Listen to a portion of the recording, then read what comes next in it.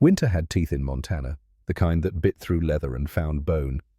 January 2025 came down hard on the Rockies, turning the world into something sharp and white and unforgiving. Snow didn't fall here. It invaded. It occupied. It made you remember that survival was a choice you had to make every single day. Declan Hayes walked through it like a man who'd stopped asking permission from the cold. 32 years old, 6'2", with shoulders that carried weight, even when his hands were empty. Dark brown hair, cut military short, though he hadn't worn the uniform in 7 years. A scar split his right eyebrow where shrapnel had kissed him goodbye in Fallujah. His eyes were deep green, the color of pine needles under ice, and they moved constantly, scanning tree lines and shadows, like the war had never really ended, just changed location. He wore his usual armor against the world, a brown Carhartt jacket worn soft at the elbows, a red flannel underneath that had seen better decades. Wrangler jeans, stiff with cold, and Danner boots that knew every mile between his cabin and the town he avoided. Dog tags hung under his shirt, cold against his chest, a reminder that some metals never warm up no matter how long you wear them. But Declan wasn't alone. 8 feet ahead, moving with the deliberate confidence of a creature who understood his job, walked Ash. German Shepherd. 8 years old, black and tan coat, thick enough to make Winter reconsider its threats. Broad shoulders, intelligent amber eyes, and a torn left ear that gave him the look of a boxer who'd won more fights than he'd lost. Ash had been a military working dog once. Explosive detection, 3 tours. Retired at 6 when his handler got transferred stateside and couldn't keep him. Declan had found him at a shelter 2 years ago. Or maybe Ash had found Declan. The way the dog looked at him that first day, it felt less like adoption and more like assignment. Like Ash had decided this broken veteran needed supervision and someone had to do it. They moved through the forest in comfortable silence. Not the silence of strangers, but the silence of soldiers who'd learned that talking didn't always improve a situation. The only sounds were boots crunching snow, Ash's steady breathing, and the wind threading through pine branches like a ghost looking for a way inside. Declan's mind wasn't here. Not completely. It never was. Part of him was always in Iraq, always in that hallway, always watching Titan, his canine partner, a Belgian Malinois, with eyes like copper fire, sprint ahead toward the doorway Declan had cleared, always hearing the click, always seeing Titan's body lift off the ground in a cloud of dust and fire, and the kind of noise that doesn't leave your head even when the explosion stops. Always running forward knowing he was already too late, always holding what was left, and understanding that command decisions had consequences, and some consequences had names and heartbeats and families waiting back home. Titan had been 3 years old. Declan had been 25. The math didn't matter. The guilt did. That was 7 years ago. 7 years of waking up at 0300 with his heart trying to punch through his ribs. 7 years of avoiding crowds because too many people felt like a target-rich environment. 7 years of living in a cabin outside Whitefish, Montana, where the only neighbors were trees and the only questions were about weather. He'd sworn he'd never get close to another dog, swore he wouldn't give himself another chance to fail something that trusted him. Then he met Ash, and Ash didn't ask permission. Ash just decided they were a team, and that was that. The dog had a way of looking at Declan that said, "I know you're broken, but so am I, so let's be broken together and see what happens." What happened was 2 years of walking, of routine, of Ash sleeping by the door like he was guarding something worth protecting, of slowly, carefully learning to breathe again without feeling like the air was full of smoke. Ahead, the forest opened. The trees pulled back like curtains revealing something that didn't belong. Coldwater Bridge, or what was supposed to be Coldwater Bridge. Right now, it was just a concrete slab stretching over Devil's Gorge, a 300-foot drop into rock and frozen river, and the kind of emptiness that made your stomach remember gravity was real. The bridge had no railings, no safety barriers, just raw edges and rebar sticking up like broken teeth. Construction had stopped 2 years ago when the county ran out of funding and the contractor declared bankruptcy. Now it sat here unfinished, a monument to plans that didn't survive contact with reality. Declan usually avoided it, took the long trail around. But today, he'd wanted the shortcut. Wanted to get home before the light died completely. Wanted to not think for a few hours. His boots hit concrete, and the sound changed. Snow on dirt was soft. Snow on concrete was sharp. Every step echoed slightly, a reminder that there was nothing underneath except air and consequences. Ash stopped. Not a casual pause. A full combat stop. Body, rigid ears, forward tail, dropping into a straight line of absolute focus. The fur along his shoulders rose slowly, deliberately, like hackles were a language, and Ash was spelling out a sentence that said, "Danger. Right now. Pay attention." Declan's hand moved automatically toward his hip, reaching for a sidearm that hadn't been there since his discharge. The gesture was muscle memory, useless and embarrassing, but his body didn't care. His body remembered Iraq. His body remembered that when your canine partner freezes, you trust it before you trust your own eyes. "Ash," Declan said quietly, voice rough from disuse.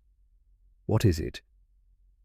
The dog didn't look back, didn't acknowledge the question, just stared at the left edge of the bridge nose, lifting to test the wind nostrils flaring with information Declan couldn't access. Then Ash took 3 careful steps toward the edge paws, placed with the precision of someone walking through a minefield. Declan's stomach tightened. Dogs didn't do this for drama. Dogs didn't fake emergencies. If Ash was moving like this, something was wrong in a way that mattered. He crouched low, keeping his weight back, and followed Ash's line of sight. At first he saw nothing. Just fog rising from the gorge below, just the dark geometry of rock and ice, just the kind of emptiness that made you understand why people believed in voids. Then the fog shifted, and Declan saw her. A woman clinging to the underside seam where the concrete deck met the support beam, hanging, fingers white-knuckled on the raw edge boots, scraping uselessly against the vertical face body, swinging slightly in the wind, like a question mark, asking the universe for an answer it wasn't going to give. She wore a dark navy uniform. Sheriff's Deputy Declan's mind registered automatically. Cascade County patches on the shoulders. Duty belt crooked at her waist, dragged sideways by gravity's insistent pull. Her right glove was torn skin underneath, scraped raw and bleeding where she'd clawed for purchase. Her left hand gripped a bent piece of rebar, the metal slicing into her palm, blood running down her wrist and disappearing into her sleeve. Her face was lean, wind-burned freckles across sharp cheekbones. Dark reddish-brown hair pulled into a bun that was coming apart, strands plastered to her forehead with sweat despite the cold. Grey-blue eyes wide and awake in the worst possible way. The eyes of someone who'd been betrayed and hadn't had time to process the shock yet. Declan noticed the bruising immediately. Purple-black marks on the inside of her wrist, finger-shaped, angry. Someone had grabbed her. Hard. Recently. The woman's gaze snapped upward and locked onto Declan's face. For half a second, disbelief flickered there, like she couldn't accept that the last witness to her existence might be a stranger in a worn jacket and a German shepherd with a torn ear. Her lips moved. The wind stole the sound, but Declan could read the shape of the words. Help. Or maybe run. Both. Probably both. Declan's world narrowed down to a pinpoint of absolute clarity, the way it used to in firefights. Time didn't stop. It just became measurable in heartbeats instead of seconds. His mind ran the calculation instantly. Distance to edge 4 feet. Ice coverage 70%. Her grip strength failing. Time until she falls unknown, but not long. Resources available, rope in his pack maybe. Ash's weight as counterbalance possibly. His own upper body strength definitely not enough if she's dead weight. Probability of success low. Probability of doing nothing 0. Because Declan Hayes had held a dying dog in a hallway in Fallujah and promised himself he'd never freeze again when something needed him. He'd broken a lot of promises to himself over the years, but not that one. Never that one. He turned his head slightly, not taking his eyes off the woman. Ash. Stay. The dog didn't move.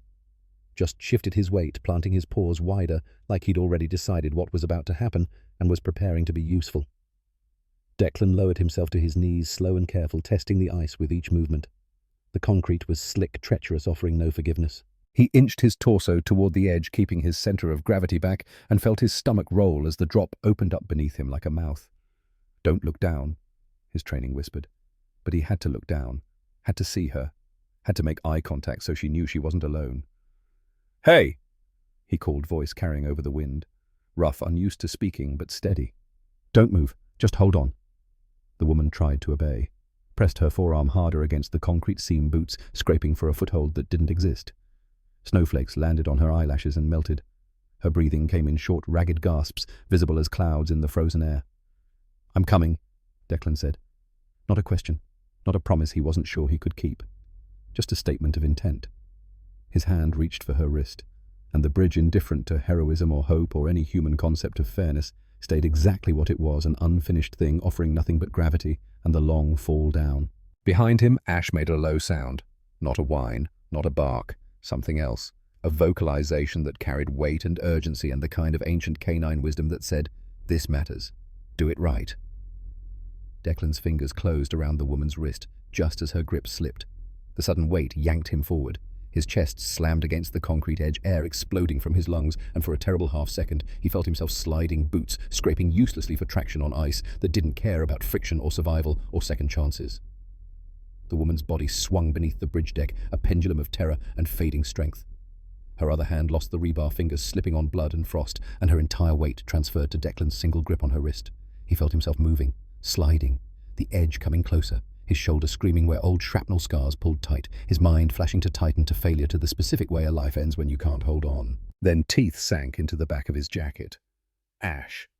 The dog's jaws clamped onto Declan's Carhartt right where the shoulder seam met the collar and locked. Not biting through, not tearing, just gripping with the absolute conviction of a creature who understood leverage and physics and the fundamental fact that his human was about to die if someone didn't intervene. Ash's body dropped low hindquarters, spreading wide claws, scraping concrete for purchase. Every muscle in his 70-pound frame bunched and pulled, dragging backward with the methodical violence of purpose. Declan felt the jacket tighten across his chest, felt the strange relief of being anchored by something that refused to quit, and used that half-second of stability to adjust his grip on the woman's wrist. "Get your forearm up," he rasped, voice scraped raw by cold and fear and the effort of not screaming. "Forearm on the edge, now." The woman's eyes met his, grey-blue and fierce, and drowning in adrenaline. She bit her lip, tasting blood, and hauled her right forearm up toward the concrete lip.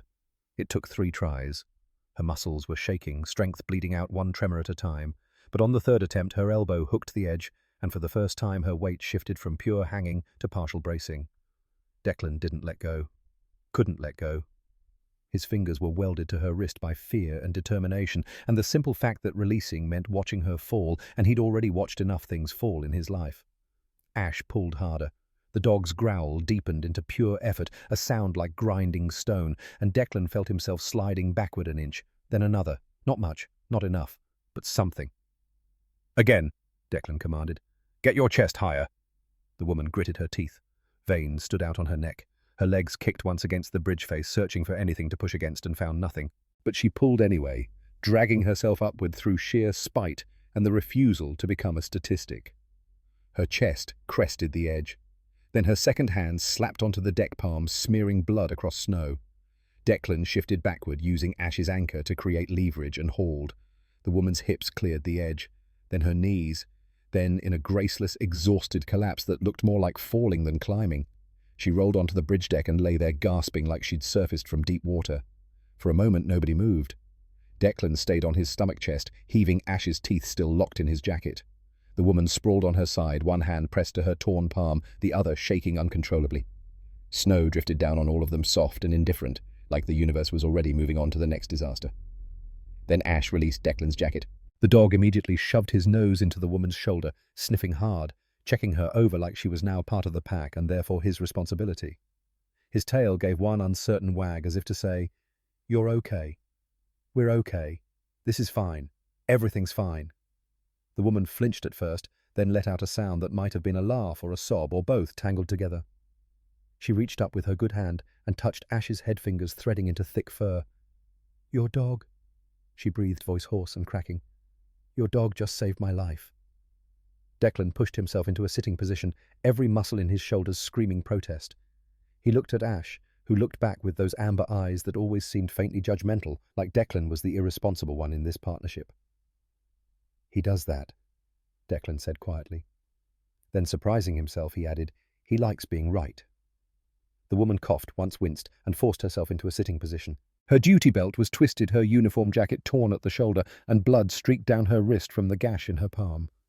But she was alive, breathing, here. She looked toward the forest approach of the bridge, eyes narrowing with the automatic threat assessment of someone whose training didn't turn off just because she'd almost died. Her gaze landed on tire tracks in the snow, fresh, multiple vehicles, and something else, a dark stain near the tree line that might have been oil or might have been something worse. Her jaw tightened. "They're close," she said. Not a guess, a certainty. Declan followed her eyes, saw the tracks, saw the way the snow had been disturbed by boots, multiple sets moving with purpose, saw the bent branches where someone had pushed through the undergrowth recently enough that snow hadn't filled in the gaps yet. He asked. The woman pulled her knees up, wrapping her arms around them like she could make herself smaller, harder to find. Her voice came out flat, drained of emotion in that specific way that meant the emotion was too big to let out all at once. The men who pushed me. Declan's stomach went cold. Not surprise. Confirmation. He'd seen the bruises on her wrist, seen the way she'd fallen not from slipping but from momentum. Someone had decided she needed to disappear, and they'd chosen a bridge with no railings to make it look like an accident. How many? Declan asked. His voice shifted without him meaning it to dropping into the clipped cadence of mission briefings and tactical assessments. At least 4, the woman said.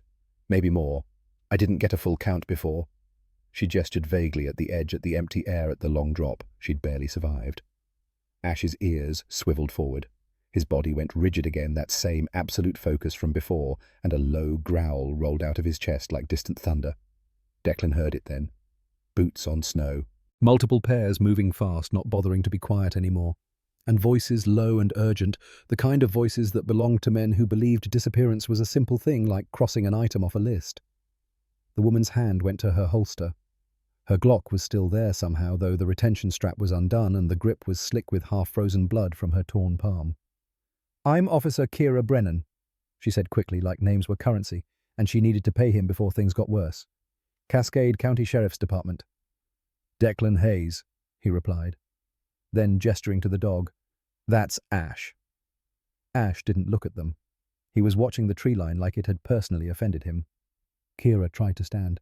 Her legs wobbled, adrenaline dump, hitting hard now that the immediate crisis had passed, and she caught herself on Declan's shoulder. Her grip was iron despite the shaking. "We need to move," she said. "They're not going to stop. They can't. I saw too much." "Saw what?" Declan asked. Kira's eyes flicked to his, and in that glance he saw something that made his chest tighten. Fear, yes, but also anger. The specific righteous fury of someone who'd trusted a system and found rot underneath. "Guns," she said. "Crates of AR-15 components. Suppressors. Maybe $50,000 worth. Being loaded into an unmarked truck. And the man organizing it?" Her voice went hard. "I know him. He trained me. He was my sergeant before he got fired for corruption 5 years ago." Declan processed that in half a heartbeat. Dirty cop. Gun running. Witness elimination. The math was simple and brutal. "Can you run?" he asked. Kira tested her weight, winced, but nodded. "I can run." "Then we run." But before they could move, Ash bolted, not away from the approaching threat, toward it. The dog sprinted 15 feet down the bridge deck toward the side where a pile of construction materials lay half buried in snow and started digging furiously. Snow flew in white clouds as his paws tore at the ground. "Ash!" Declan hissed. "Heel!" The dog ignored him completely, kept digging, then stopped nose pressed to something in the snow and looked back at Declan with an expression that somehow managed to convey both urgency and exasperation. "Come see this, you idiot!" Declan moved fast, Kira limping behind him. He crouched next to Ash and saw what the dog had found. A wallet. Brown leather cracked with age and exposure, half buried in snow that had started to turn brownish at the edges. Not fresh snow, old snow. Snow that had melted and refrozen around something that had been here for months. Declan picked it up carefully, flipped it open. Inside was a Montana commercial driver's license. The photo showed a man in his mid-30s, brown hair, tired smile. The name read, Robert James Kern, DOB, 8/14/1989. Address, Billings, MT. Below the license was a faded photo, the kind people carry in their wallets even though phones exist. A woman and 2 kids all smiling at a kitchen table. Declan's throat tightened. Kira leaned over his shoulder, saw the wallet, and went very still. When she spoke, her voice was barely above a whisper. "Bobby Kern. Long-haul trucker. Went missing last March. Driving a route from Canada to Great Falls. They found his truck abandoned near the border, but never found him." She looked at the snow, at the faint brownish stains that weren't rust. "They said he probably ran off. Left his family. Started over somewhere." "He didn't run," Declan said quietly. "No," Kira agreed. "He didn't."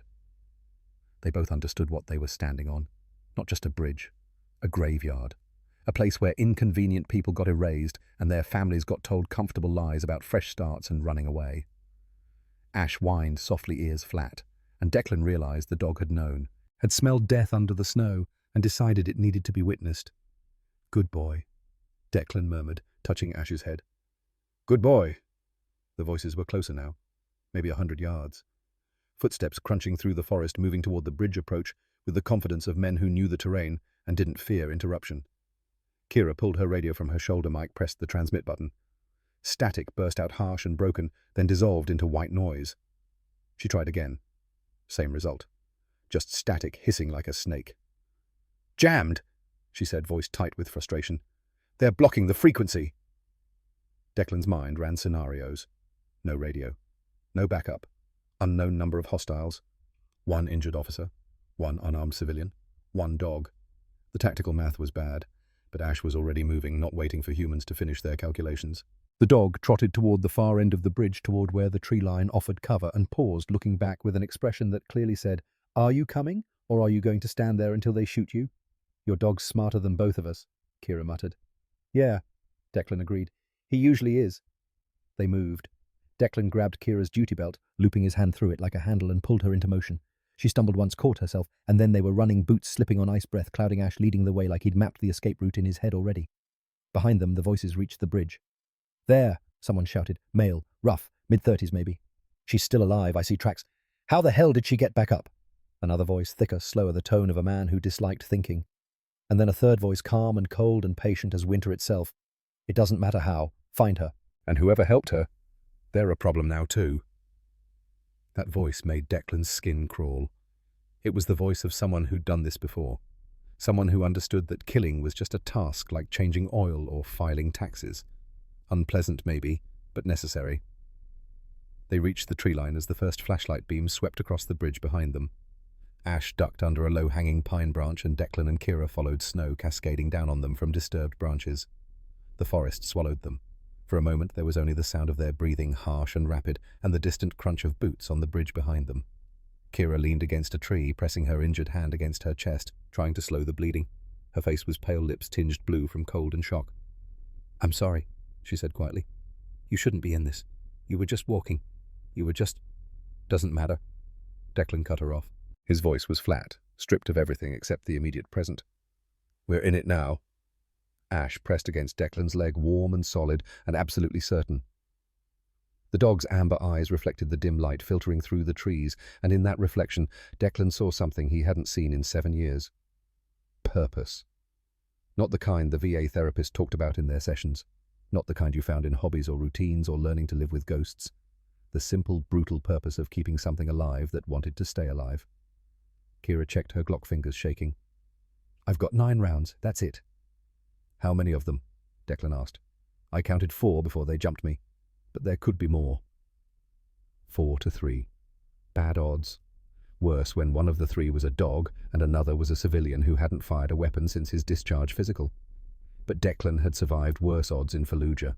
And he'd learned something important there, something the core drilled into you until it replaced your heartbeat. You don't have to win. You just have to not lose long enough for the situation to change. Behind them, through the trees, flashlight beams began to sweep the forest. Systematic, professional, the search pattern of people who knew what they were doing. "Old foreman's cabin," Kira whispered suddenly. "Quarter-mile north. Construction crews used to stage there before the project got shut down. If we can reach it, then we reach it," Declan said. "Move." They moved. Ash took point again, nose low, reading the forest in ways humans couldn't, finding paths through deep snow that wouldn't leave obvious tracks. Declan kept one hand on Kira's belt, steadying her when she stumbled, and tried to ignore the way his shoulder was screaming where Ash's grip had bruised muscle. The voices behind them spread out. Flashlights probed the darkness. Men called to each other in short, clipped phrases, coordinating closing the net. And somewhere in that net, Declan knew was the man with the cold voice. The one who'd trained Kira. The one who'd killed Bobby Kern and probably others. The one who wouldn't stop until witnesses became bodies, became problems solved. Ahead through the trees, Declan saw a dark shape against the white landscape. The cabin. Small, squat, sagging under snow-weight windows, dark. Safety was a relative term. But right now, walls and a door sounded like a cathedral. They covered the last 50 yards in silence, Ash ranging ahead to check the perimeter, and Declan felt the familiar pre-combat calm settling over him. The kind of calm that wasn't peace, just the absence of panic. The kind that let you think clearly when thinking was the only weapon you had left. They reached the cabin door, locked, but the wood was old and the frame was rotted. Declan shouldered it once, twice. The third time the latch splintered, and the door swung inward, releasing the stale smell of old fuel and damp wood. Inside the cabin was bare bones. Metal desk folding chairs, shelves with scattered bolts and rope, a dead propane heater in the corner. No power, no phone, no salvation, just a box to hide in while the hunters closed in. Kira leaned against the wall, sliding down until she was sitting, and pressed her torn palm against her thigh, trying to slow the bleeding. Her face was grey now, shock settling in deep. Ash circled the room, once checking corners, then planted himself by the door, ears forward, watching. Declan moved to the window, careful not to silhouette himself, and looked out at the forest. Flashlight beams were converging. 4 of them. Maybe 5. Hard to count through the trees. And then, stepping into a pool of moonlight between 2 pines, he saw the man with the cold voice. Late 40s, lean and angular, with a long nose that had been broken and healed crooked, grey stubble on a hard jaw, pale blue eyes that reflected light like ice. He wore a dark beanie and a weathered canvas jacket, and he moved with the economy of someone who'd spent years learning not to waste motion. He looked directly at the cabin, not searching, knowing. And Declan understood with the sick certainty of a bad diagnosis that this man had done this before, had chased people into corners and eliminated problems and walked away clean. "Kira," Declan said quietly, "the man who trained you. What's his name?" Kira's voice came from the darkness, small and bitter. "Clayton Voss. Sergeant Clayton Voss. He taught me everything I know about being a cop. And now he's going to try to kill us both." Outside, Voss raised a hand. His men stopped moving, formed a loose perimeter around the cabin. Disciplined, professional, patient. Voss pulled a radio from his jacket, spoke into it. Declan couldn't hear the words, but he could read the body language. Instructions, coordinates, the calm delegation of violence.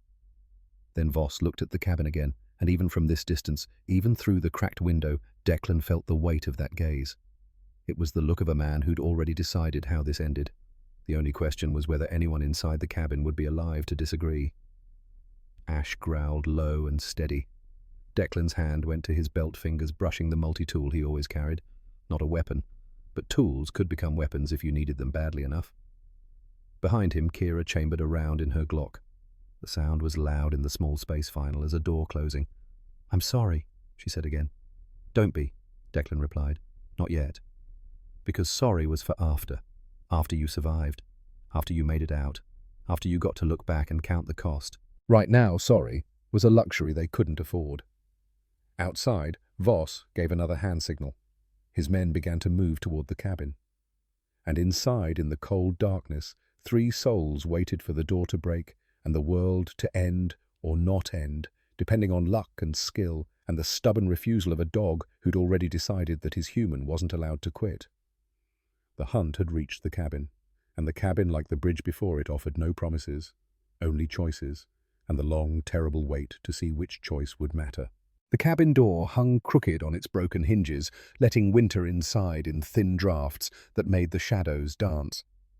Declan moved through the single room like he was clearing a building in Fallujah, checking corners, mapping exits, calculating fields of fire, even though the only weapon he had was a rusted chain and the kind of desperation that makes ordinary men do extraordinary things. Outside, boots crunched through snow. Voices called to each other in short bursts. Flashlight beams swept the trees, searching, tightening the noose.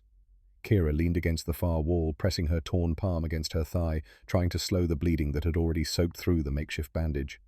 Her face was the colour of old snow lips tinged blue, but her eyes stayed sharp, tracking Declan's movements with the professional assessment of someone who'd been trained to evaluate tactical situations, even when her own body was failing. Ash stood by the door, rigid as a statue, ears forward, that low growl rolling out of his chest like distant artillery. The dog's torn ear twitched at every sound, processing threats in ways human senses couldn't access. Declan found what he was looking for on a shelf near the dead propane heater. A coil of nylon rope, frayed but serviceable. A roll of duct tape with maybe 10 feet left on it. A battered toolbox containing a hammer, some nails, and a single rusty saw blade. Not much. But soldiers learned early that warfare wasn't about having the best tools. It was about using what you had better than the other guy. "How many rounds?" he asked Kira quietly. She checked her Glock again, fingers shaking. 9. Full mag -1 I fired at the bridge. Save them. Don't shoot unless you have to. And when I have to. Declan looked at her directly. Shoot to stop, not to warn. These men aren't going to surrender because you aimed at their feet. Kira nodded once. She knew. She'd known since the moment Voss's hands had grabbed her on that bridge, since she'd felt herself falling, and understood that some people had decided she was disposable. Outside, the voices stopped. The beams stopped moving. The sudden silence was worse than the noise had been. Ash's growl deepened. Then a voice cut through the quiet, calm and patient and familiar in all the wrong ways. Officer Brennan. Voss. Close enough that Declan could hear the gravel in his throat, the kind of roughness that came from too many years shouting orders and smoking cigarettes and believing the world owed you something. I know you're in there. Kira's jaw tightened. She didn't answer. You've made this harder than it needed to be, Voss continued. All you had to do was fall. Quick, clean. Nobody would have questioned it. Dangerous bridge, icy conditions, tragic accident.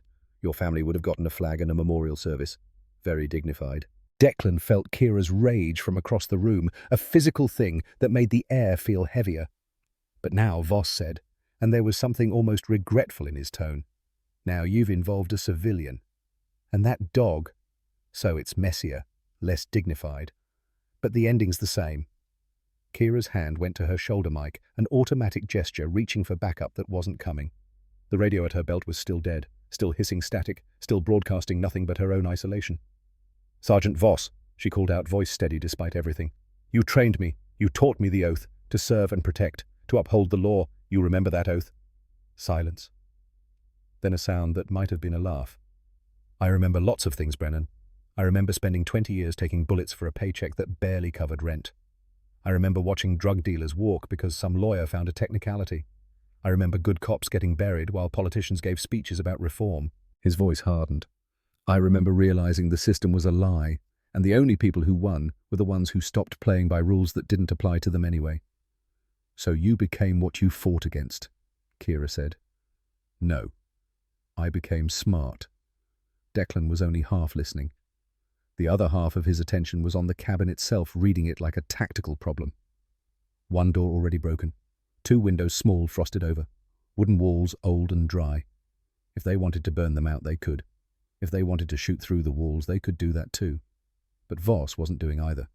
He was talking. And people only talked when they wanted something other than the fastest solution. Declan moved to the window, careful not to silhouette himself, and looked out at the clearing. He could see shapes now. 4 men spread in a loose semicircle covering approaches. Another 2 moving through the trees flanking. 6 total. Maybe more he couldn't see. The math was brutal. But the cabin had one advantage. It made them have to come in to finish it. And coming in meant close quarters, meant surprise was possible, meant superior numbers mattered less when you were fighting in a box where only 2 people could fit through the door at once.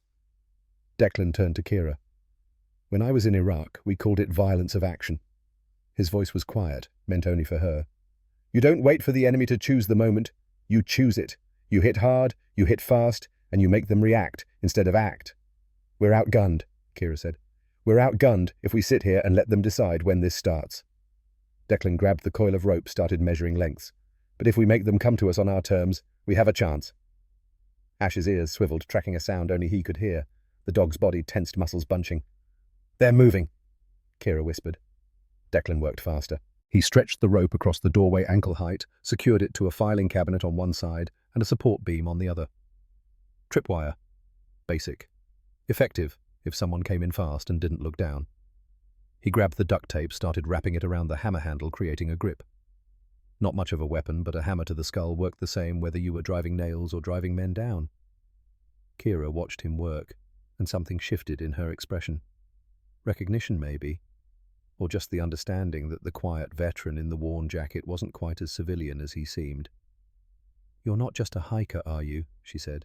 Not for 7 years. What were you before Declan didn't answer immediately? He was busy positioning the old high-visibility vest from the shelf, stuffing it with rags, creating a rough human shape near the back corner. A decoy. Simple. Obvious if you looked carefully. But in darkness, in stress, in the split second before you pulled a trigger, the brain saw what it expected to see. Marine, he finally said. Infantry. Iraq. 2018. Kira nodded slowly. That's why you move like that. Like what? Like you've done this before. I have. Declan met her eyes. Different country, same principle. Stay alive long enough for the situation to change. And if it doesn't change, then we make it change. Outside, Voss's voice called again. Last chance, Brennan. Walk out now. We'll make it quick. You have my word. Your word, Kira shouted back, and her voice cracked with fury. Isn't worth the air it takes to say it. The response was immediate. A rock hit the cabin wall with a sharp crack, then another testing for reaction. Psychological warfare, making noise, making them flinch. Ash didn't flinch. The dog just tracked the sounds, triangulating, calculating in whatever way dogs calculated danger. Declan positioned himself beside the door, back flat against the wall hammer in one hand, the rusty chain in the other. Not much, but it was something. Kira crouched behind the metal desk, using it as cover, Glock raised and steady despite the shaking in her arms. 9 rounds, 9 chances. When they come, Declan said quietly, they'll come hard. 2 at the door, maybe more through the windows. Don't fire until you have a clean shot. Don't waste ammunition on suppression. Every bullet has to count. You sound like an instructor. I was, for about 6 months before I got out. Declan's mouth twitched. Turns out teaching people to stay alive is harder than just trying to stay alive yourself. The footsteps outside changed rhythm. Faster. Coordinated. The sound of men who'd received an order. Ash's growl became a snarl, lips pulling back from teeth that looked very white in the dim light. The door exploded inward. Not opened. Not kicked. Exploded. Someone had taken a battering ram, or maybe just a thick branch, and slammed it into the already damaged frame, and the whole thing came apart in a shower of splinters and old paint. 2 men rushed through. The first was tall, broad-shouldered, wearing a dark jacket and a ski mask. The second was shorter, stockier, the one Kira had shot in the leg earlier. He limped but moved fast anyway, crowbar raised like a club. The tall one's boot hit Declan's tripwire. Physics didn't care about experience or training. The rope caught his ankle, his momentum carried him forward, and he went down hard, face first onto the cabin floor with a meaty thud that rattled the windows. Declan moved before the man stopped sliding. The chain whipped out, catching the second man across the forearm just as he raised the crowbar. Bone cracked, or maybe it was just the sound of metal on muscle, hard to tell in the chaos, and the crowbar clattered away. The stocky man cursed, grabbed for a knife on his belt with his offhand. Kira fired. The shot was impossibly loud in the small space, a thunderclap that made ears ring and hearts stop. The bullet took the stocky man in the meat of his thigh, deliberate, precise a shot that stopped without killing. He went down, screaming. The tall man was trying to get up, disoriented from the fall, and Declan didn't give him time to recover. He brought the hammer down hard on the man's hand, not the head, not killing, just stopping, and heard fingers break, heard the man's roar of pain. Ash launched. The dog crossed the room like a missile, 80 pounds of fur and teeth, and absolute conviction, and slammed into a third figure, trying to climb through the west window. The man screamed, fell backward out of the window, and Ash followed him out into the snow, snarling, snapping, making it very clear that windows were not safe entry points anymore. Ash Declan shouted, "Back!" The dog ignored him. Outside, more shouting, more footsteps, the sharp crack of a gunshot that made Declan's stomach drop. Ash. The German shepherd reappeared at the window, fur standing on end, and scrambled back inside. No blood on him. Not his blood, anyway. Kira was breathing hard, gun still raised, tracking the doorway. The 2 men on the floor were groaning, disabled, but alive. 8 rounds left. They'll pull back, Declan said. Regroup. Come at us different. How do you know? Because that's what I'd do. He was already moving, checking the downed men for weapons. Found a pistol on the tall one, a cheap .38 revolver with 3 rounds in the cylinder. Found a radio on the stocky one's belt. Declan pressed the transmit button. Voss.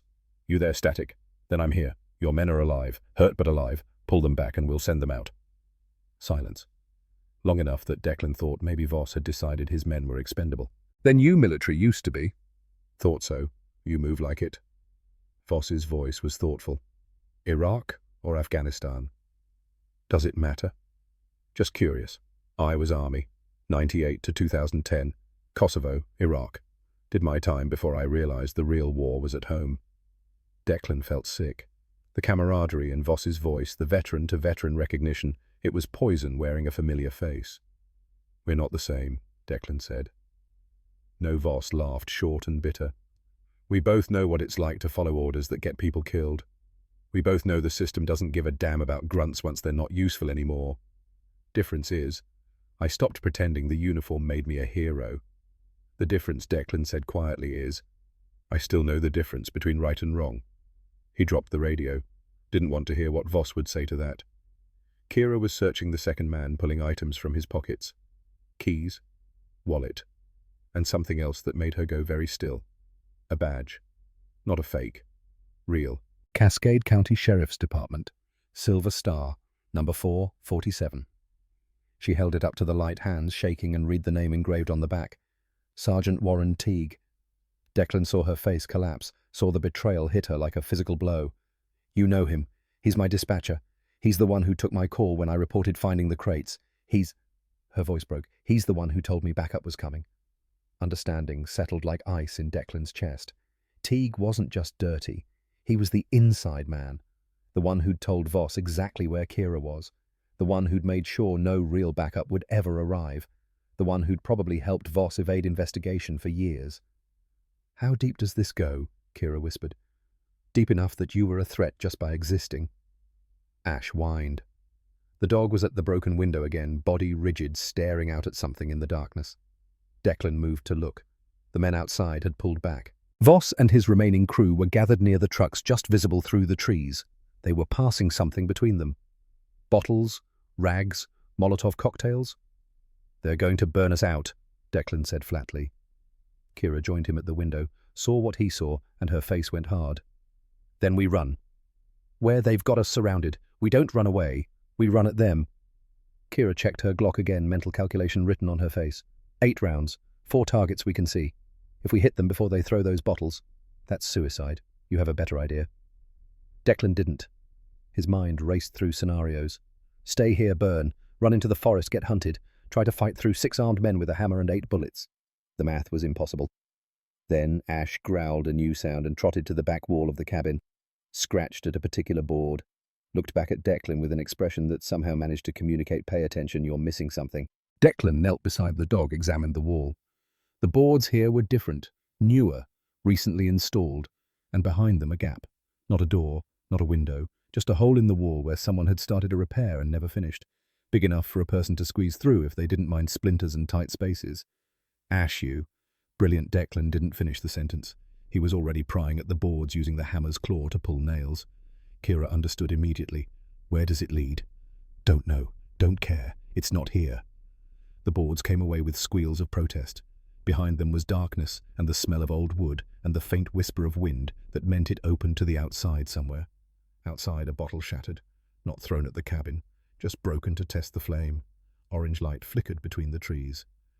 Go, Declan said. Now! Kira squeezed through the gap, first Glock leading, disappearing into darkness. Ash went next, smaller than his bulk suggested, sliding through like water. Declan grabbed the radio from the downed man's belt and followed. The space behind the wall was a nightmare of cobwebs and mouse droppings and claustrophobia. Some kind of crawl space between the cabin's inner and outer walls, maybe 2 feet wide, that ran along the back of the structure. Declan could see light ahead where it opened near the foundation. They crawled, fast, knees and elbows scraping splinters, biting breath loud in the confined space. Behind them, glass shattered against the cabin wall. Heat bloomed. The hungry crackle of fire eating dry wood filled the air. They emerged near the back corner of the cabin behind a snow-covered woodpile that provided temporary cover. The cabin was already burning, flames climbing the walls like they'd been waiting years for permission. Voss and his men stood in front of the cabin, watching it burn silhouettes against the firelight. Think they made it out? One of them asked. Doesn't matter, Voss said. If they're inside, they burn. If they ran, we track them. Either way, it ends tonight. Declan, Kira, and Ash pressed flat behind the woodpile, barely breathing. They were 20 yards from Voss's position, close enough to see the rifles slung on the men's shoulders, close enough to see the casual way Voss lit a cigarette from the burning cabin like arson was just another task he'd check off his list. Kira raised her Glock. Declan put a hand on her wrist, gentle but firm, shook his head. 8 bullets, 6 men. Wrong odds. They needed to move. Ash understood first. The dog was already creeping backward away from the firelight toward the deeper darkness of the forest. Declan followed, pulling Kira with him, using the woodpile and the smoke as cover. They made it 10 yards, 20, 30. Then Ash stepped on a branch. The crack was small. tiny. Just a twig breaking under 80 pounds of dog. But in the cold quiet between fire and forest, it rang like a gunshot. Voss's head snapped around. There someone shouted. Flashlight beams stabbed through the darkness, searching, finding, catching Ash's reflective eyes like stars. "Move!" Declan hissed. They ran. The forest exploded with noise behind them. Shouting, running, the metallic click of weapons being readied. A gunshot that whined past Declan's head and punched into a tree with a spray of bark. Kira fired back, not aiming, just buying seconds. 7 rounds left. The terrain was nightmare fuel. Deep snow that grabbed at boots, hidden roots that wanted to trip, darkness that turned every tree into an enemy. Ash led somehow, finding paths that didn't exist, weaving through obstacles like he could see in infrared. Behind them, the pursuit was organized. Professional. These weren't random thugs. They moved like hunters who'd done this before. Another gunshot. This one closer. Declan grabbed Kira's belt, keeping her upright when she stumbled. She was flagging blood loss and exhaustion catching up, but she kept moving because stopping meant dying. Ahead, the ground changed, dropped away suddenly. A creek bed frozen over about 8 feet deep. Ash didn't hesitate, just jumped, landed in the snow below with a puff of white. Declan and Kira followed. The drop jarred his knees, sent pain shooting up his bad shoulder, but he rolled through it, came up moving. The creek bed was a natural trench winding through the forest, offering cover from direct sight, but also limiting escape routes. Good and bad. They followed it, gasping for air, legs burning. Behind them, flashlights appeared at the lip of the creek bed. "I got tracks," someone yelled. More beams. More footsteps. The pursuit funneling into the same natural channel. The creek bed curved, widened, and suddenly opened onto another bridge. Smaller than cold water. Maybe 50 feet long, old stone and wood, built decades ago for logging access. It crossed a ravine, maybe 30 feet deep, narrow and steep. Ash was already on the bridge halfway across. Declan heard the sound before he saw it. A sharp, metallic clang, something hitting something else. Then Ash yelped. Not a bark, not a growl, a yelp, high and sharp and full of pain. Declan's heart stopped. The dog was at the far side of the bridge, favouring his right foreleg, and in the snow behind him was a steel rod, the kind used for construction rebar bent from impact. Someone had thrown it, like a spear, like a weapon designed to stop, and it had caught Ash's shoulder. The dog tried to keep running, made it 3 more steps, then his front legs buckled. He went down hard on the far side of the bridge, panting, eyes wide with confusion and pain. Ash Declan sprinted onto the bridge, Kira right behind him. Behind them, their pursuers emerged from the creek bed, spreading out, rifles raising. They were exposed, trapped. The bridge offered no cover. Declan reached Ash, dropped to his knees and saw the wound. A deep gash across the shoulder where the steel rod had struck and torn. Blood welled up dark against tan fur, soaking into snow. The dog tried to stand, couldn't. Legs trembling with effort and shock. Kira spun, bringing her Glock up, covering their rear. 6 men were fanning out at the near end of the bridge. Voss stood in the centre, unhurried, a rifle in his hands. "End of the line," Voss called. Declan looked at the ravine, too deep to jump, too steep to climb with an injured dog, and behind them armed men with clear shots. His hand went to Ash's collar, gripping it tight, and felt the dog's pulse racing under his palm. "Not again. Not like Titan. Not watching something I love die because I made the wrong choice." Kira's voice was steady despite everything. "Declan, we're out of options." She was right. The tactical situation was impossible. They were pinned. But Declan Hayes had learned something in 7 years of surviving his own ghosts. Sometimes the only option left was the one you made yourself. He put himself between Voss and Ash and raised his hands. "I surrender," he called. "Don't shoot. The dog's hurt. Just don't shoot." Voss tilted his head, studying Declan across the bridge. "Smart. Step away from the animal. No. Then you die with it. Then I die with it." For a long moment, nobody moved. Wind pushed snow across the bridge. The creek below gurgled beneath ice. Somewhere far away, an owl called, oblivious to human drama. Then Kira did something that changed everything. She holstered her Glock, not dropped it, not surrendered it, just put it away, deliberate and clear, and knelt beside Ash. Officer Brennan Voss said, voice warning, "Don't be stupid." "Too late," Kira said. "I was stupid the day I trusted you." She put both hands on Ash's shoulder, pressing down on the wound, trying to slow the bleeding. The dog whined but didn't pull away, just looked up at her with those amber eyes that held too much understanding. "You saved me," Kira whispered to Ash, voice cracking. "On that bridge. You pulled him back so he could pull me up. So now I pull you. That's how this works." Declan felt something enormous press against his chest, something hot and overwhelming and dangerously close to hope. He knelt too, adding his hands to hers, applying pressure, and together they held the wound closed while Ash panted and trembled and refused to quit. Behind them, Voss raised his rifle. And in that moment, with 6 armed men aiming at 3 kneeling figures on a bridge in the middle of nowhere, Declan Hayes felt something he hadn't felt since Iraq. Peace. Not because he thought they'd survive, but because he'd made his choice. And the choice was simple. You don't abandon pack. You don't leave the wounded.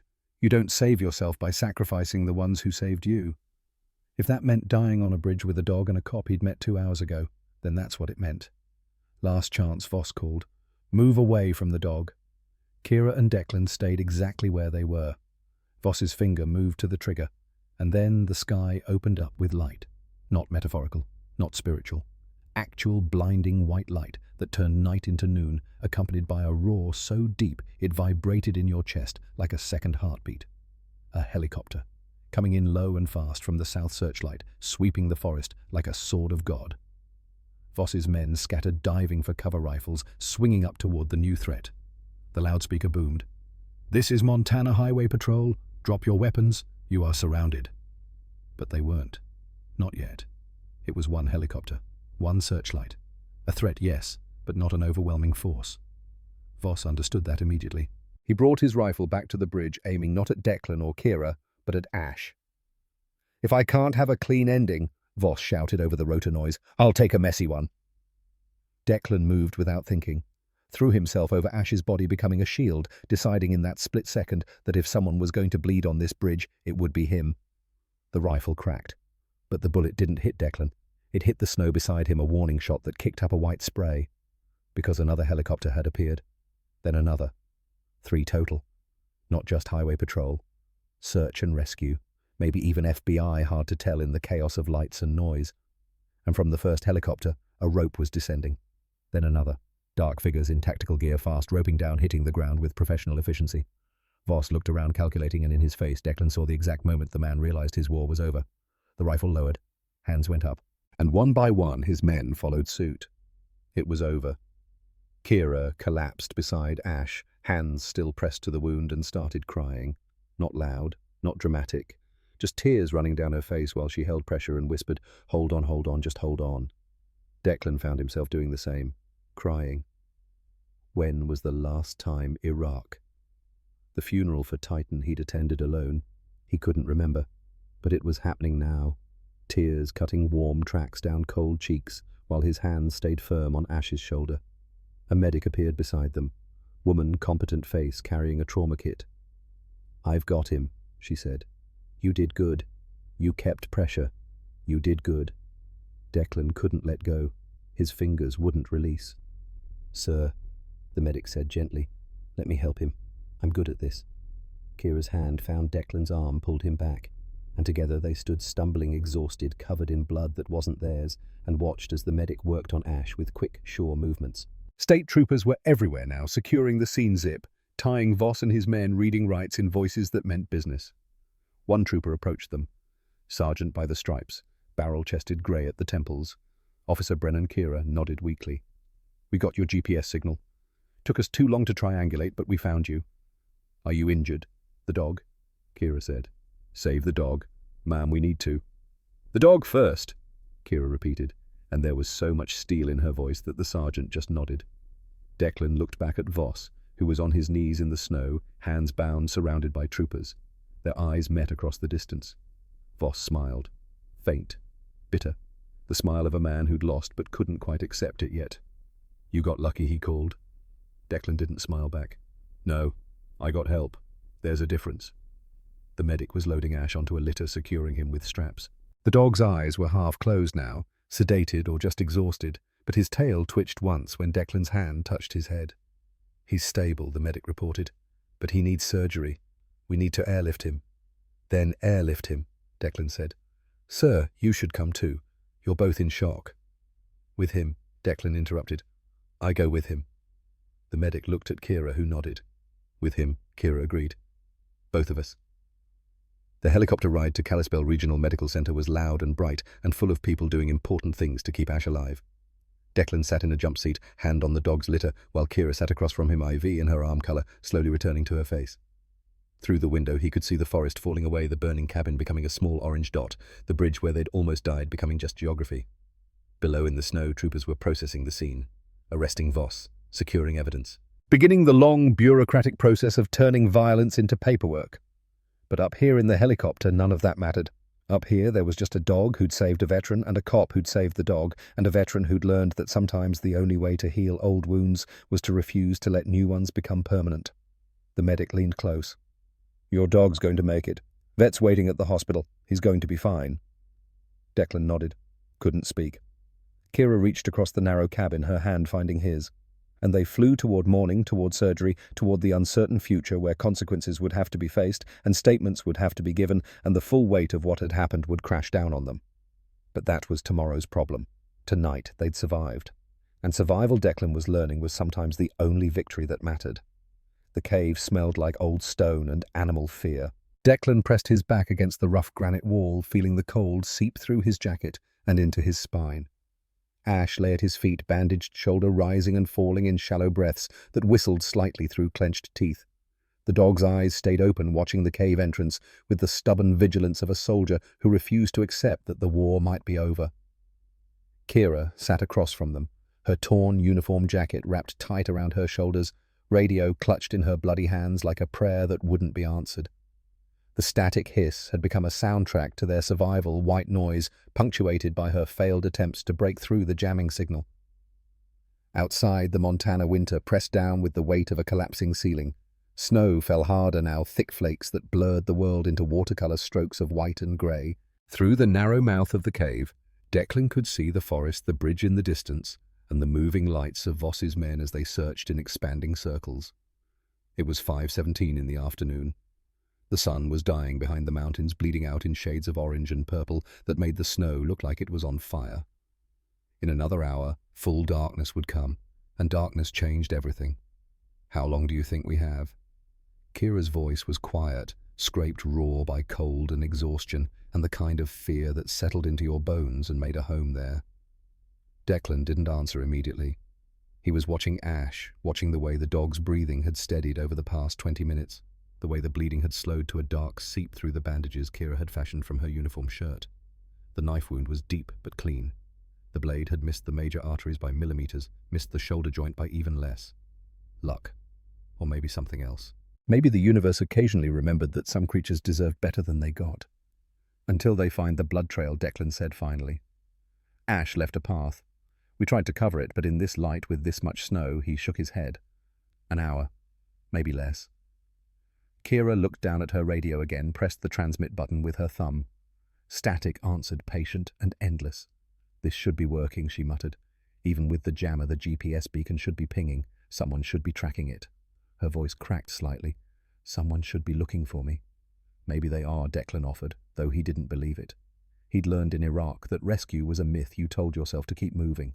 Most of the time, if you were in trouble, you got yourself out or you didn't get out at all. Ash shifted, suddenly ears swiveling toward the cave mouth. His growl started low in his chest, a subsonic rumble that Declan felt more than heard.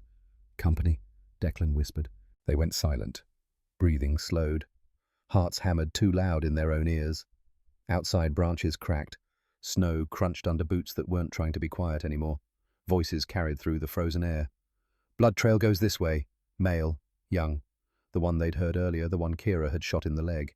He was limping audibly each step, accompanied by a hiss of pain. "How much blood?" That was Voss. Calm. Clinical. Like he was asking about the weather. "Enough. Dog's hurt bad. Can't have gone far. Then we end this before dark." Footsteps moved closer. 3 sets. Maybe 4. Declan pressed himself flatter against the cave wall, one hand on Ash's collar, keeping the dog still despite every instinct screaming at Ash to defend, to fight, to do something other than hide. Kira raised her Glock hands, shaking so badly the barrel wavered in small circles. She had 7 rounds left. 7 chances to make a difference, or 7 ways to invite return fire into a stone box with no exits. The footsteps stopped, right outside, maybe 10 feet from the cave mouth. Declan could see a shadow on the snow. Tall, thin, could be Voss. Could be one of the others. Hard to tell in the dying light. Check the rocks, Voss ordered. Caves, overhangs, anywhere they could hole up. Boss sun's going down. Maybe we should. Did I ask for your opinion? Silence. Heavy and final. No, sir. Then check the goddamn rocks. Declan's mind raced through scenarios. If they came into the cave, it would be close quarters. Brutal. Kira could maybe drop one before they returned fire. Declan could try to use the multi-tool, the chains from the cabin that he'd stuffed in his pocket, but against armed men in a confined space, tools were just metal that made you feel better about dying. Ash's growl deepened. The dog was tensing, gathering himself to spring despite the wound, despite the odds, despite everything that said. This was a fight he couldn't win. Easy, Declan breathed into the dog's ear. Not yet, Captain. Not yet. A boot appeared at the cave entrance. Then another. A flashlight beam stabbed into the darkness, sweeping left to right. Kira's finger tightened on the trigger. The beam swung past them, missing by inches because they were pressed into a natural alcove where the granite folded back on itself, creating a shadow that the light couldn't quite penetrate. The man at the entrance grunted. Nothing here, just rocks and bat shit. Check deeper. Boss, it's a shallow cave. I can see the back wall. There's nothing. A new sound cut through the conversation. Distant, mechanical, growing louder. Rotors. Everyone heard it. Everyone froze. The helicopter sound grew a deep, rhythmic thudding that you felt in your chest before you heard it in your ears. It was coming from the west, moving fast searchlights stabbing down through the snow like fingers of God reaching into the darkness. What the hell? The man at the cave entrance stepped back, looking up. Voss's voice cut through the noise, sharp and sudden. Everyone back to the vehicles. Now. But boss there. I said now. Footsteps retreated. Fast. Discipline overriding everything else. Within 30 seconds, the forest was empty of human sounds again, just wind and falling snow and the growing thunder of helicopter blades. Declan didn't move, didn't dare believe. Kira's hand shook harder, adrenaline dump hitting now that the immediate threat had passed. Is that? Don't know, Declan said. Could be them, could be ours. The helicopter roared overhead low enough that the downwash sent snow spiraling in violent eddies. The searchlight swept the forest, painting everything in harsh white brilliance, then moved on, following the ridgeline south. Ash whined. Not pain. Confusion. The dog didn't understand machines in the sky, didn't understand why the threat had vanished just as quickly as it arrived. Declan understood, though. Understood that Voss had pulled back, because a helicopter meant witnesses, meant potential law enforcement, meant the clean execution he'd planned was now contaminated by variables he couldn't control. We move, Declan said. Now. While they're distracted, Ash can't. Ash can and will. Declan interrupted. He was already fashioning a harness from his belt and the rope in his pack, looping it under the dog's chest to support weight without putting pressure on the wounded shoulder. Ash tolerated it with dignified irritation, like a patient suffering a doctor who didn't quite know what he was doing. Kira struggled to her feet, using the cave wall for support. Her face was grey and the dim light lips almost blue. Shock and blood loss were catching up to her, demanding payment for the adrenaline she'd borrowed. Can you walk, Declan asked. Walk, Declan. Can I fly? Kira shot back humour, sharp and bitter, because that seems about as likely right now. Walking's good enough. He helped her to the cave entrance. Outside, the forest was darker, the sun finally giving up its fight with the horizon. The helicopter sound had moved off to the south, searchlights still visible as bright spots in the falling snow. They moved north, away from the bridge, away from the cabin, following a game trail that Ash seemed to know despite the wound, despite the harness, despite every reason to just lie down and wait for morning. The trail wound through dense pine, over frozen streams, across clearings that made Declan's back itch with exposure. Every shadow was a threat. Every sound was a gunshot that hadn't happened yet.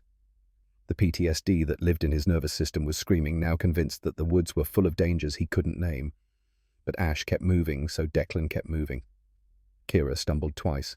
The second time Declan caught her before she fell, and felt how light she'd become, how much of her had leaked out through torn palms and exhausted will. Talk to me, he said.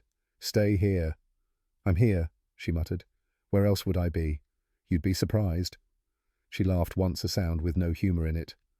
Voss, tell me about him. Declan understood what she was doing, using words to stay conscious, using anger to stay warm. What do you want to know? Why'd he do it? The corruption. The guns. He had a career, a pension waiting. Why throw it all away?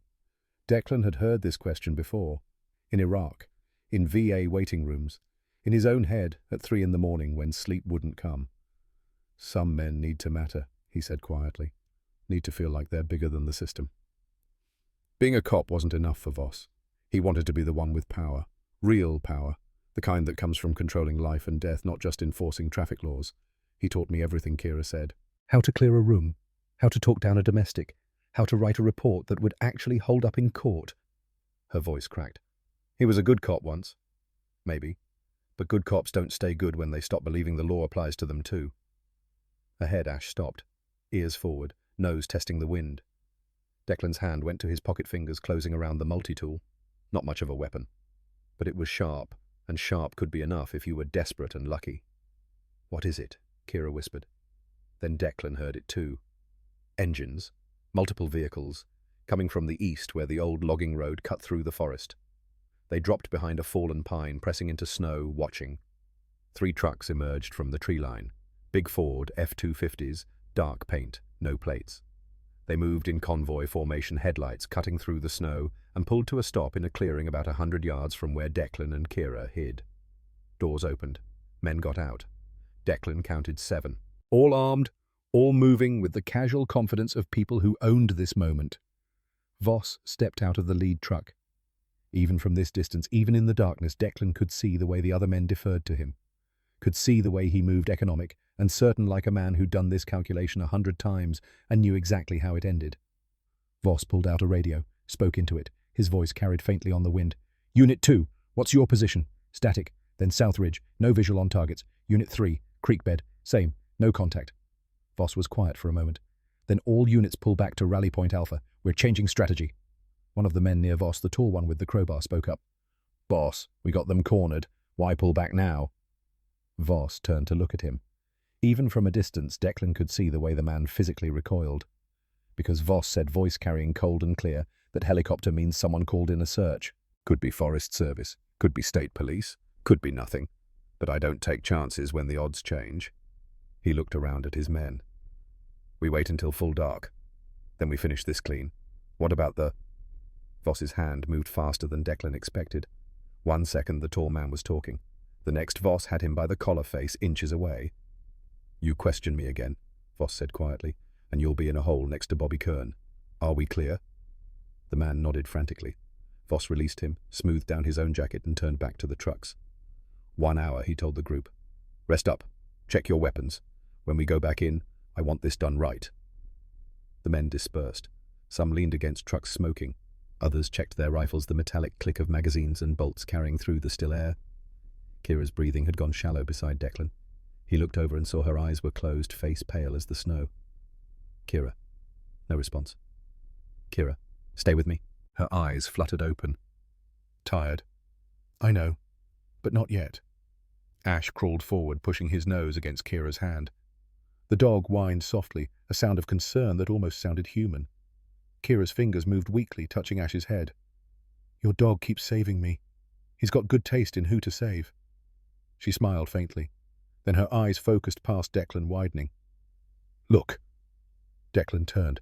In the distance to the south, lights were moving. Not flashlights. Bigger. More organized. And the helicopter sound was growing again, coming back, but different this time. Multiple aircraft. That's not Voss. Kira breathed. That's... The radio in her hand crackled. Not static this time. Voices. Broken and distorted, but real. Deputy Brennan. This is 2 Bear Air Rescue, do you copy? Kira grabbed the radio with both hands, pressed transmit. This is Brennan. I copy. I'm... The signal dissolved into noise again. But it had been there. Real. For just a moment, the universe had remembered they existed. Declan looked at the men by the trucks. They'd heard it too. Voss was shouting orders, pointing, sending people running back toward the vehicles. They know we're close, Declan said. They're going to come hard now before the cavalry arrives. Then we run. Declan looked at Ash. The dog was standing now, favoring his wounded shoulder, but standing. Ready, waiting for orders that made sense. No, Declan said. We don't run anymore. He'd spent 7 years running. From Iraq. From guilt. From the memory of Titan and all the ways he'd failed people who trusted him. Running hadn't fixed anything. It had just moved the pain from one location to another. but standing still, holding your ground, refusing to let the world push you over the edge that was something different. That was a choice. "What do we do?" Kira asked. Declan's hand went to his pocket, pulled out the flare gun he'd taken from the cabin. Single shot, bright as a small sun, visible for miles. "We make sure they can't miss us," he said. Before Kira could protest, before his own common sense could talk him out of it, Declan stood up, aimed the flare gun at the sky, and fired. The flare screamed upward in a trail of white fire, arcing over the forest, and exploded into a brilliant red star that hung in the sky like a beacon, like a prayer, like a middle finger to every person who'd ever decided another human being was disposable. Voss's men saw it, turned, started running toward their position. But so did the helicopters. The sound changed, deepened. Multiple aircraft coming fast searchlights, sweeping the forest in coordinated patterns that spoke of training and purpose. Declan grabbed Kira's arm. "Now we run, but not away. Toward them, toward the light." They ran. Ash led, despite the wound, despite the harness, despite everything, because dogs understood something humans forgot. When you're being hunted, you don't hide. You find your pack. You make noise. "You refuse to disappear quietly." Behind them, engines roared. Headlights stabbed through the trees. Voss was coming, and he was bringing everything. But ahead, the helicopters were descending, and through the snow and darkness, Declan could see markings now. Official markings: search and rescue, Montana Highway Patrol, 50 yards, 40, 30. Gunshots cracked behind them. Bullets whined past, clipping branches spraying snow. Kira stumbled. Declan caught her, kept moving, 20 yards. A spotlight found them, locked on so bright it turned the world into white noon despite the darkness. A loudspeaker boomed. "Stop where you are! Drop your weapons!" Declan couldn't tell if they were talking to him or to Voss. Didn't matter. He kept running. 10 yards. He could see people now. Tactical gear. Rifles.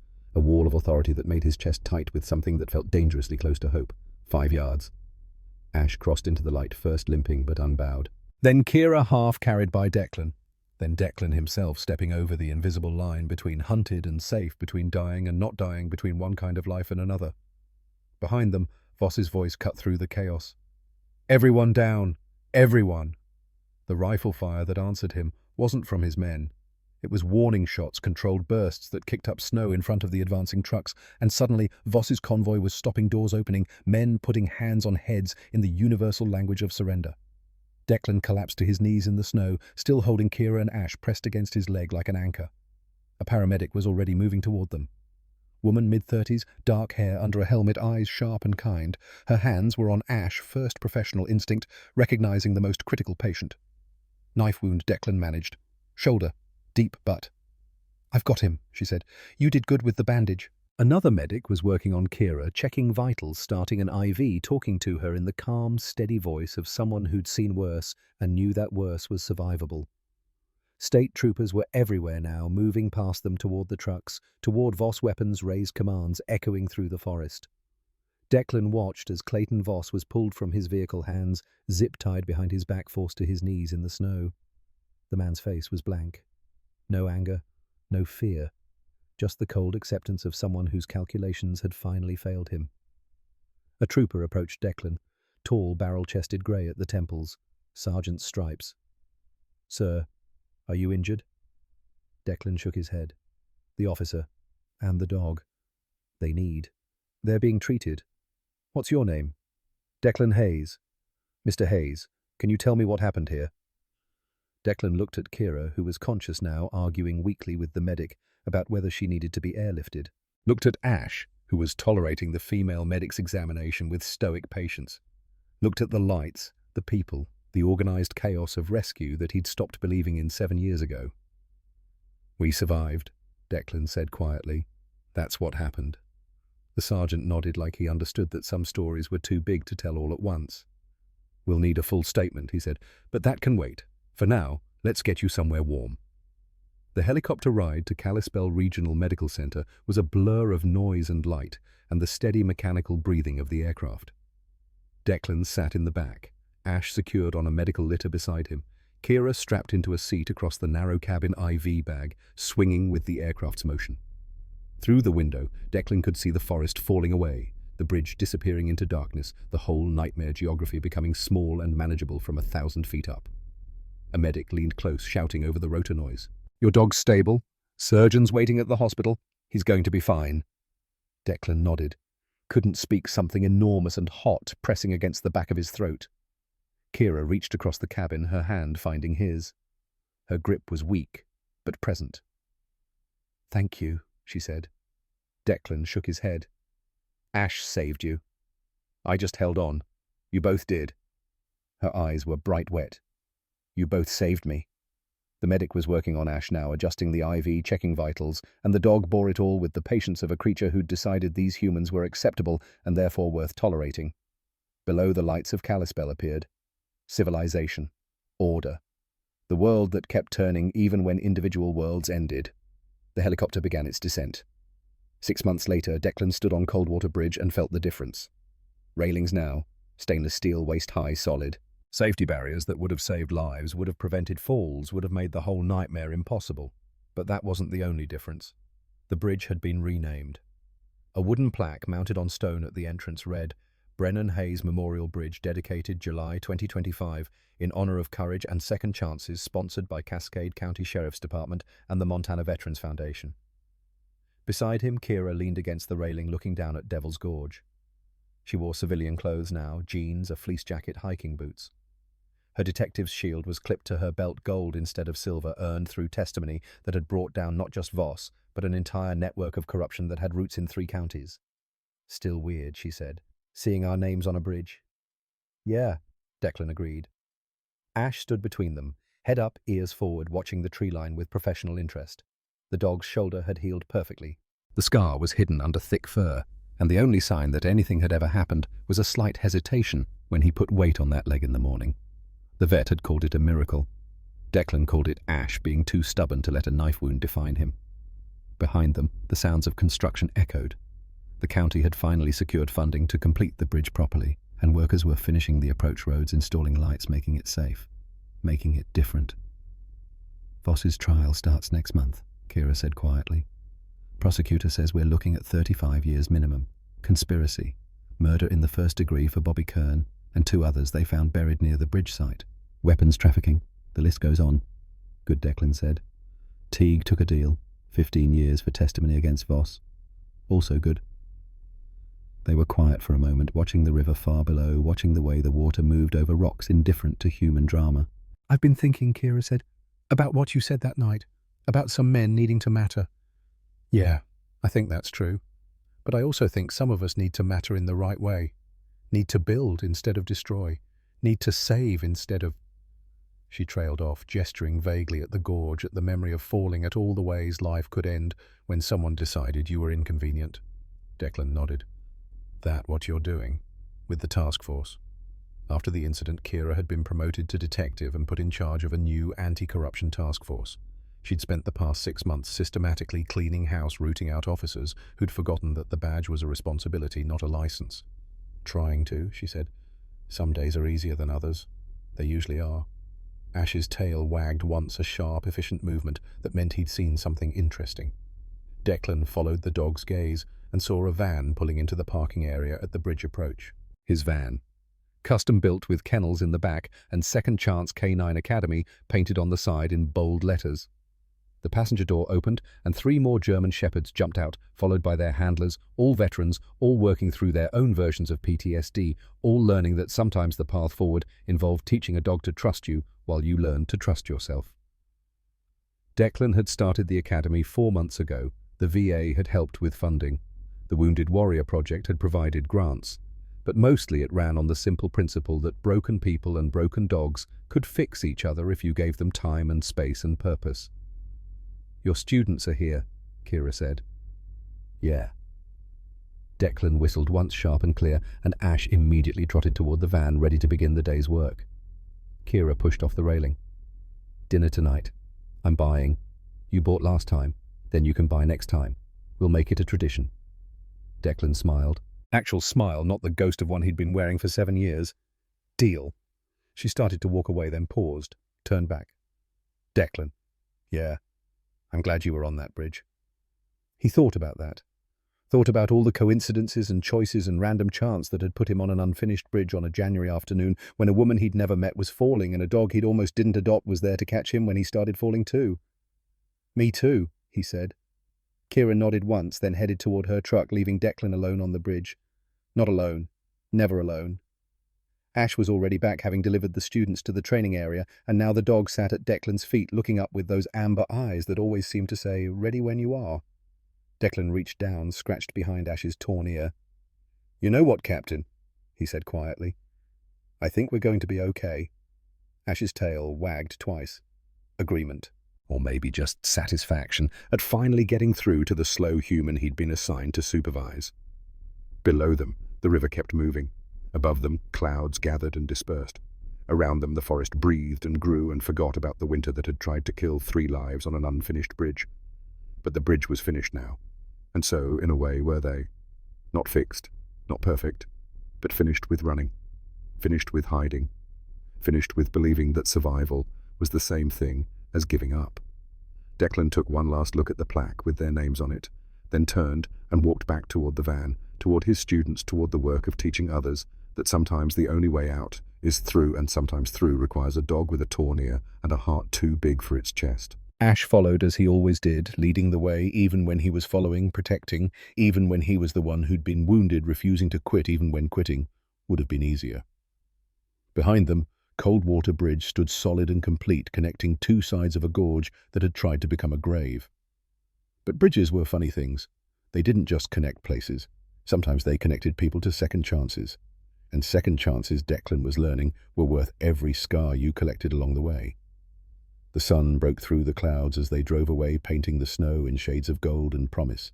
And for the first time in 7 years, Declan Hayes looked at tomorrow and didn't feel the weight of yesterday crushing his chest. He just felt Ash's warmth beside him, Kira's friendship behind him, and the road ahead. And that he thought was more than enough. That was everything.